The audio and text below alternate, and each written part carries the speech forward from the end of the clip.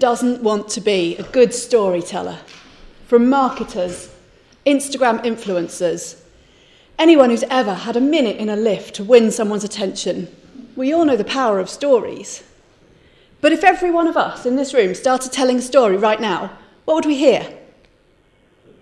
A storyteller isn't much without an audience. Our theme today is the art of connection. I believe that the sharing of stories lies right at the heart of human connection. But as a species, we need two equally important skills to connect. We need to tell stories and hear them. Sometimes the art is in the telling, sometimes it's in the listening. Today, I want to talk about that underappreciated group of people whose names we might never remember. Not the storytellers, the Steven Spielbergs, Maya Angelou's, J.K. Rowling's, but rather the story listeners. I'm going to explain how every one of us can become a better story listener and why we should. We are divided. Not just here in Brexit Britain, but around the world. An international Ipsos Mori study last year found an unhappy trend of societies across the globe becoming more divided and less tolerant of difference. But, thank goodness, we don't have to follow trends. We can start new ones. A few days after the 2016 US election, 10 Trump voters and 11 Clinton voters spent a weekend together. It sounds horrible, doesn't it? But don't worry, they were in the safe and soothing hands of a family therapist, on a mission to understand one another and absolutely not to convince anyone to their own points of view. The participants discovered something remarkable. They liked each other. They wanted to see each other again. Building on that first meeting, the Better Angels movement was born. Now working across 50 states, Better Angels brings reds and blues together to learn about the values and experiences that inform each other's politics. In short, they hear each other's stories. They ask each other, what has happened in your life to bring you to this belief? So often, once we know the full story, hostility melts away. It transforms into empathy.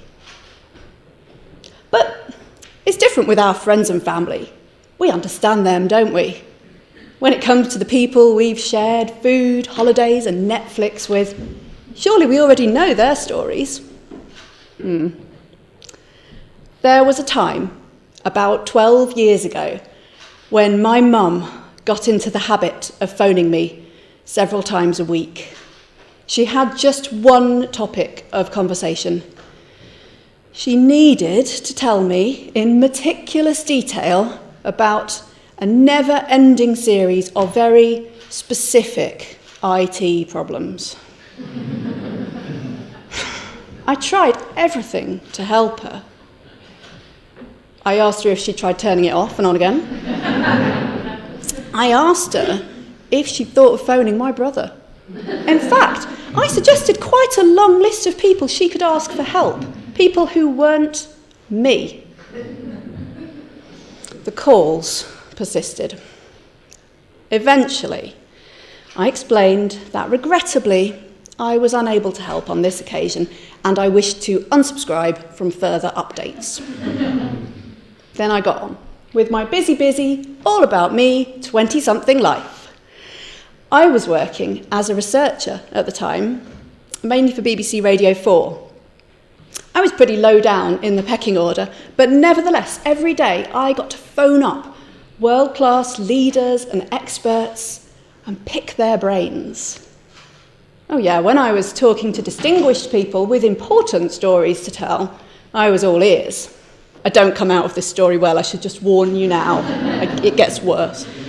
Anyway, actually my favourite phone conversations weren't with leaders or celebrities, they were actually with real people. And their names haven't stayed with me, but their stories have. The Auschwitz survivor, so full of hope and love for future generations. The elderly nun who'd stood and watched as her best friend was gunned down in front of her in the Brazilian rainforest because she wouldn't stop protesting against illegal logging. The mother who took her own son to Dignitas. I loved these conversations. I barely spoke, but I listened like mad. I typed notes at lightning speed, trying to get every detail down so I could write up briefing documents for on-air interviews. It felt, and there was something else going on in these phone calls. It often felt like we built up an intimate connection. Quite often, as I was thanking the person I'd spoken to for their time and winding up the conversation, they'd cut in. No, thank you. It's been good to talk. They sounded surprised, relieved, unburdened. It felt nice, like I was helping in some small way. But there was something missing, because my primary motivation was to make great radio, and I was basically using these inspiring people as a means to an end. And that, to me, felt a bit dirty. So I decided to do something more worthwhile in my spare time to balance things out. I signed up as a volunteer Samaritan. The Samaritans is a brilliant charity with a simple mission: to support anyone who's in emotional distress. At the heart of its service is a free, confidential, 24-hour helpline, a lifeline for anyone who just needs to be heard. That short period of time working for the Samaritans changed my life. 3 of the principles that I learned in their brilliant training program have stayed with me all this time, and those principles have had such an impact on my relationships that I want to share them with you today because they might help you too. So here goes. Okay, number 1, listen actively. You pay attention to what's being said and what's left unsaid.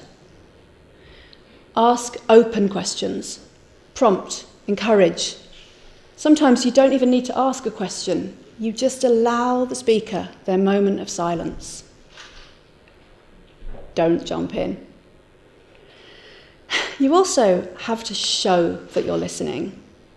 Nod, make eye contact, repeat back in your own words what you're hearing. Just reassuring the speaker that you're not about to hijack the conversation and steer it off in a direction that suits you puts them in charge, and it gives them the space and the confidence to go deeper, to share the things that are hardest to talk about. For example, if your mother wanted to talk to you about a problem with her computer, you could listen, ask questions, not try desperately to change the subject. Okay, number 2, focus on feelings.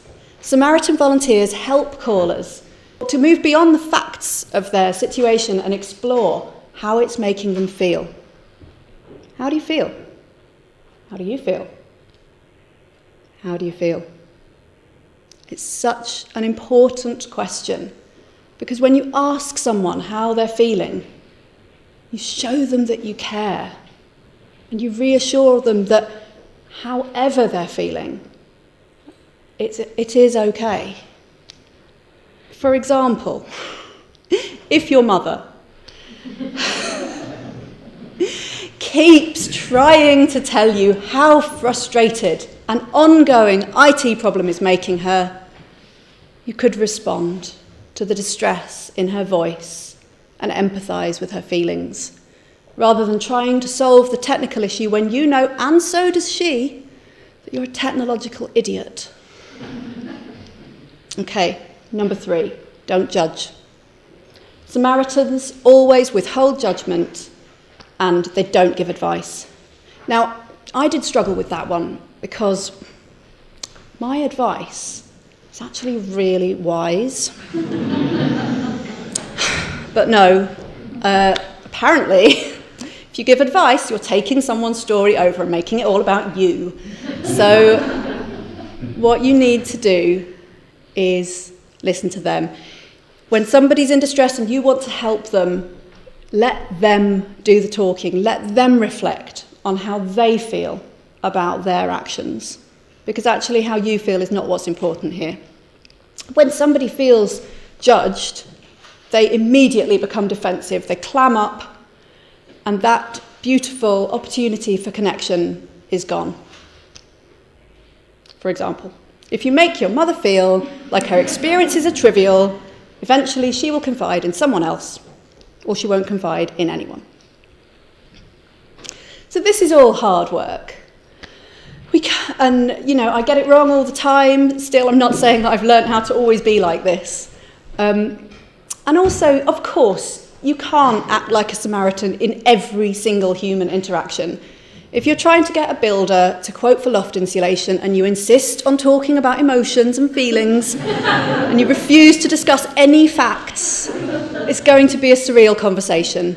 But knowing how to be there for someone else feels to me more important than ever today, as every couple of minutes, every one of us gets a little bleep in our pockets, tugging our attention away from the real, living, breathing people in front of us. I think it was after a Samaritans training session that my mum next phoned. She'd had that error code again. Finally, at long last, the penny clattered to the ground, and I listened. And that little switch from facts to feelings, it changed everything. And she only needed about 5 minutes, and she was done. And she was really happy to talk about other things, but she had to tell her story to get past it. It was a long journey that wasn't necessary. Anyway, it was all a long time ago, and I don't work for the BBC anymore. Finally, after all these years, I have found a creative path that lets me fulfill the fun, creative stuff, but also to be there for other people. Today, I'm a celebrant, a professional story listener. We celebrants design personalised ceremonies to help people mark major events in their lives. So most often we work on weddings and funerals, but a celebrant can help you to find the words or the rituals to mark anything important in your life, from the loss of a beloved pet to the creation of a new blended family. One of the most humbling and privileged parts of my job is spending time with bereaved families. I walk into people's homes in the aftermath of an earthquake. In kitchens or living rooms, piled high with cards and flowers and lovingly cooked casseroles that no one's got the stomach to eat. I sit and listen, and my cup of tea goes cold. And spending so much time with the bereaved gives you a unique insight into family relationships. Often we'll sit together, I'll sit with the family, and we're trying to pull together the story to create a eulogy. But even in the closest and most loving of families, there are often huge gaps when no one knows how years or even decades were spent.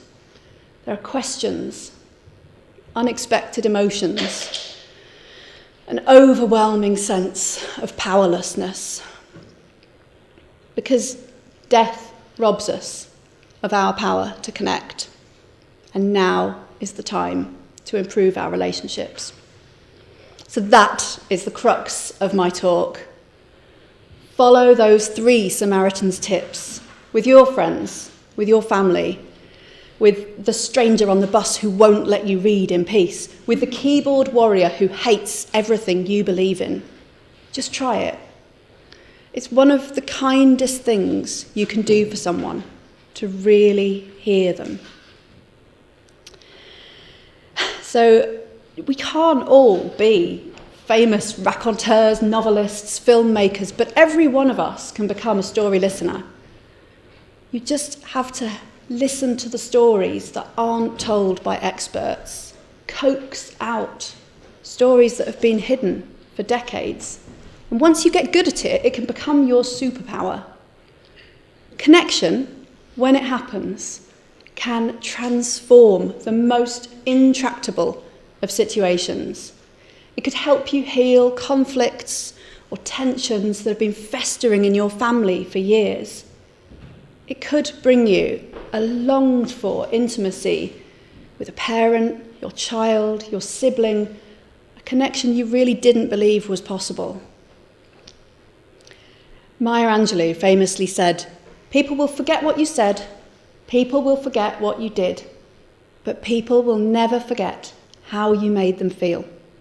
So, later on today, or tomorrow, whenever you next have a moment with somebody who matters to you, ask a question. Hear the answer. Ask another. Hear the story.